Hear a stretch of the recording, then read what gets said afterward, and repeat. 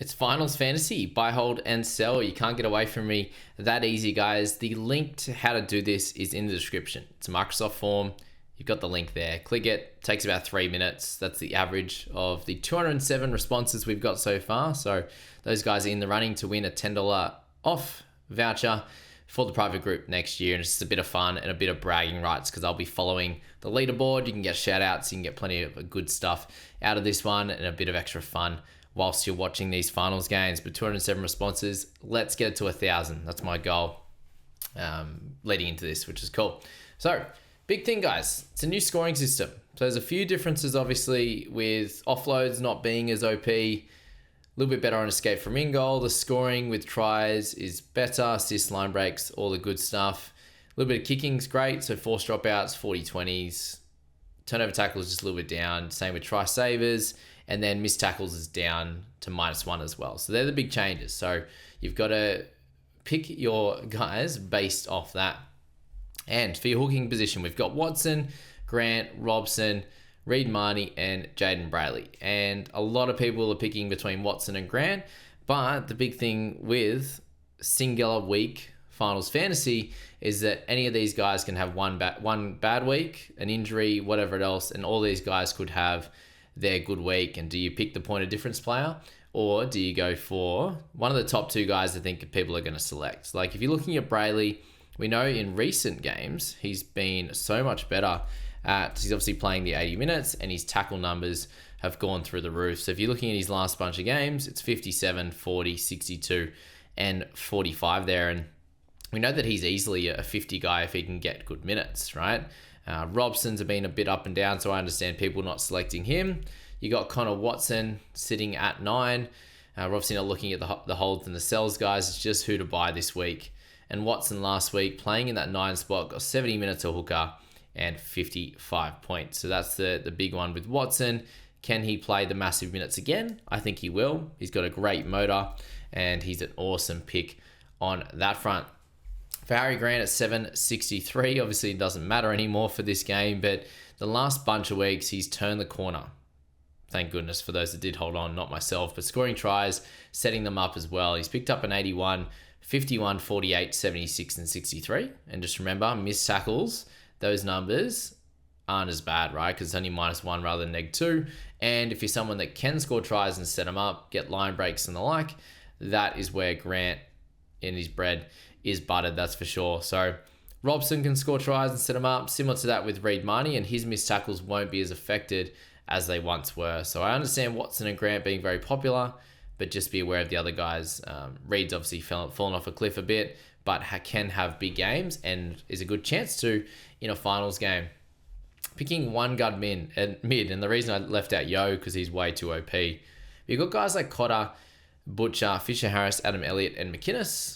And I can understand the popularity of someone like McInnes and potentially Cotter as well, especially with, I think in a finals game is what you need to look at with McInnes as the potential for increase in minutes and the big potential for it to be a close game and there to be lots of tackles in this one. So you haven't seen that in that game against the Eagles. There are 60 points. I don't expect that. There's big points in that Warriors game as well, but he's still able to get big tackles. And that's what we're looking for here, is those tackle numbers and some good minutes, which, again, we haven't really seen from him in that lock position. And they've got a lot of good forwards at the moment. That's a big one with him. I think Nat Butcher is a pretty sneaky pick, to be fair. Old Natty boy. He's going to get the 13 role, and I think they just really need him to play big minutes and tackle his heart out. And he's going to get plenty of traffic against this Panthers side. So you saw here a 51 to 47 in those two lock games, but that Raiders one, that was a closer one, and you saw here good tackle numbers in 42. And the Titans one, he was able to get good run meters and pick up some tackle breaks, a line break, and a try assist as well. So we know that he can tackle his heart out, and it feels like this type of game for him could be that type of could be that good one for him there. Cotter, we know, can be hit or miss. I reckon he's going to go for a 50 odd, 60 odd here, or 30 odd. Fisher Harris in big games is awesome, and Elliott's really going to have to step up and do a good job. So I think all of them, they're fairly close, and they could all be the best pick on their day. If you're looking at which one could have some attacking stats in them, it's probably fairly similar across the board in terms of potential there. So you're not a lot of good mids out there at the moment, but you only got to pick one. Picking one of these gun edges, you're looking at Preston, Nikora, Katoa there, Ellie, that is, Dylan Lucas, and Angus Crichton. Which one of these guys has the biggest chance of scoring attacking points? I think they're all very similar, to be honest. Which one of these guys is going to have to step up for their team to win? That's going to be a big question mark. And I think it's Nikora is one of those guys. I think Preston needs to be massive in their game as well. Eli Katoa, I expect him to have a fairly normal game and probably less chance of attacking stats. Seems to bully a few of the lesser teams sometimes, and he has the odd game where he does well against top 8 teams. Lucas has the biggest chance to probably cook you, I'd say. Like, he could be a 30 odd like last week, or he could go up to an 80. So it could be a really fun pod. And then Crichton as well. Is he going to be a 70 guy, or is he going to be a 30 guy this week? That is the big question for them. In terms of picking one of the decent mid-range edges, they're all going to be very up and down.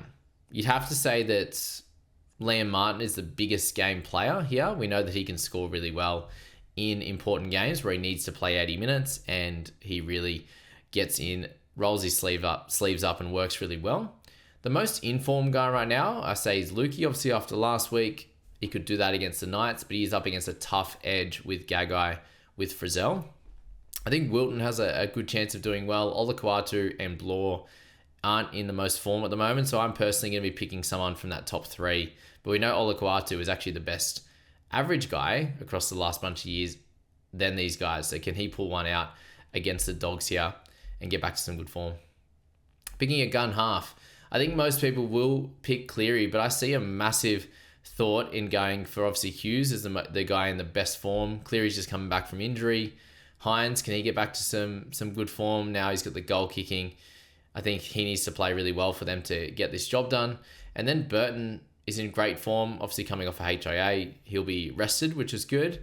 DC is probably in the least form, but we know that he's a big game player. So all of those guys can do well. I do understand Cleary being the sort of most picked and the most popular, but I can see a great idea to pick any of the other guys as well. For a decent half, the mid-rangers, you've got Dearden Brooks, Sexton, Luai, and Keary. I think Keary is a very, very interesting pick here. So he's obviously playing with Sandon Smith now, so we'll have a look at him, obviously without Sammy Walker, which has been the last couple of weeks, and it's been a couple of 48s in the last 2, and you can see there that try assists do come up. His kick meters have increased a little bit, but not drastically. He's still going to split those kick meters. He's running the footy a little bit more than previous weeks, but he's still up around that sort of 60, 70, 80 in a general basis. But we know that he's going to take over the role of key playmaker, which he wasn't here when Sam Walker was killing it through round 18 to all the way up to round 25. But in the last few games, he's up near a 50. So I think a 50 is going to be great in this section. Luai's got Cleary back, so that's going to be interesting. Sexton has Burton back. Brooks has been a little bit more dominant in recent history. I think he has to do well to win. And can Dearden really step up, or is he going to sit in that 25 range? That's the big question mark. We know that they can all do it. For the gun centres, Joey Manu struggling a little bit. You got Holmes, who's up and down. Iro probably the most consistent. Garrick has been very up and down. And then Bradman Best. I think he can do a great job against the Cows. And to be honest, I'm leaning almost towards Iro and Best, which is pretty crazy to think that KL has ended up in a spot where he's a mid to high 40s guy. Best has the biggest upside, I think. Manu hasn't been good enough at the moment, and Holmes has good upside, but how close is that game going to be? That'll be really, really fun. Picking one gun out of Ponga, Tedesco, and Turbo. I think it's just which player is needed by their team the most. You've got Ponga, who's a goal kicker. Teddy and Turbo don't. Turbo has the AC joint injury. I don't think that's going to cause him too much havoc. Tedesco coming up against Panthers, which is going to be tough, but he needs to step up. So it's probably Ponga or Turbo, and I can understand why Ponga is the good pick. He's up against Cowboys, so the popularity there with him, with the goal kicking, probably sees him through, but he could obviously get injured, and you can go the pod play with either of the other two. And we know how important attacking stats are here. In the second allotment there, you've got Edwards up against the Roosters. Is he in form at the moment? I'm not sure. Pappenhausen, we know he can have massive games in finals, especially in finals. Drinkwater, hit or miss. Again, do you go for a bit more safety maybe with Edwards, or do you go for the hit or miss with Drinkwater and Pappenhausen. And then the emergency players, a little bit around feel for you guys. They all average similar. Collins is a bit down in regular season, but we know for in finals, especially without Hargraves here, we've seen him for Origin absolutely kill it. And then To'o can have massive games, and you got the safety in Max King and Trent Liero there. So make sure you pick one of those guys. You have to just submit the form. You should be able to go back in and edit if you have any issues, guys. It does save your responses, and you should be able to go back in and edit if you need to, if someone gets ruled out before 7:50 on Friday. I do understand if you do want to wait a little bit, just make sure you do remember and don't forget to actually put your pick your team. And I'll see you guys on the other side. I'm super excited for this one. I'll give you all a reminder tomorrow, or definitely on Friday as well. If you've got any questions about this, about picks or anything like that, pop the questions in the comments as always. That'll be really cool. So thanks so much for being here for this one. First week of buy, hold, sell, of the buys for finals fantasy week 1. I wish you all the best of luck for it, and I can't wait for these games coming up. I also just did my review for my team there, which is going to be really cool. If you're interested in joining the private group, getting an early bird special, $5 off your private group membership, jump in now. I've already sent a lot of stuff into the private group guys that are in there currently. My notes on my review and all that kind of stuff, which you'll see shortly. But they have them handy, for example, just another little extra thing. If you want to join that, awesome. But the review will be out probably tomorrow, guys, which will be fun. See you later.